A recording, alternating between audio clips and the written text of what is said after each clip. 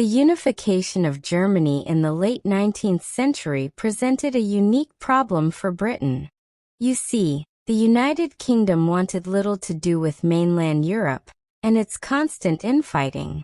It was only interested in maintaining and growing its empire.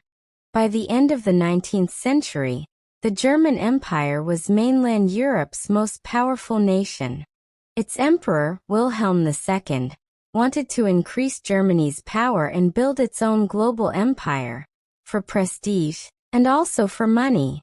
To this end, there was one small problem: Britain. The head of Germany's navy was a man called Admiral Alfred von Tirpitz, who came up with a great idea: begin a major naval buildup. But first, I should let you know that the purpose of this naval buildup was not to displace the Royal Navy as the world's foremost sea power.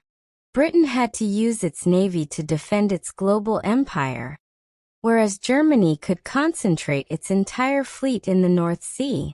This strategy, by the way, is known as the fleet imbeing doctrine, whereby the mere threat of naval action would be enough to force concessions. With the strategy in place, Germany got to building and rapidly began to expand its navy. Britain, for the first few years, wasn't too concerned because its own strategy didn't need to change. This strategy was known as the two-power standard, whereby Britain would maintain the same number of capital ships as the next two largest navies combined. Britain didn't really become concerned until 1900, when Germany announced another naval buildup. The British government then appointed a man called Jackie Fisher as the head of the Royal Navy to face this challenge. One of the first things he did was champion a new type of ship, one heavily armed and armored, whose job it was to sink enemy battleships. This new ship was finished in 1906, the HMS Dreadnought. The fact that Britain had just made every previously built German battleship redundant wasn't good news for Tirpitz, nor for Imperial Germany, which was already spending far too much money on all of this.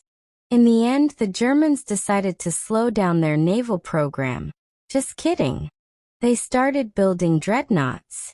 By 1908, the German Navy had ordered 4 dreadnoughts, whereas the Royal Navy possessed 1. And had ordered 6 more. Naturally, this was worrying for Britain. Its concerns were made worse when considering that Germany's allies, Austria-Hungary and Italy, had ordered another 5 dreadnoughts between them. Thus, Britain was left with 3 options. 1. Spend all of the money and construct more warships. 2. Come to an agreement with Germany to slow down production. Or 3. Do something no British government ever wanted to do: ally with France and use her dreadnoughts to balance it out. In the end, Britain chose all 3. It ordered another 11 dreadnoughts, which would be bolstered by France's fleet. As for coming to an agreement, Britain tried for several years to get the Germans to slow down, but to no avail.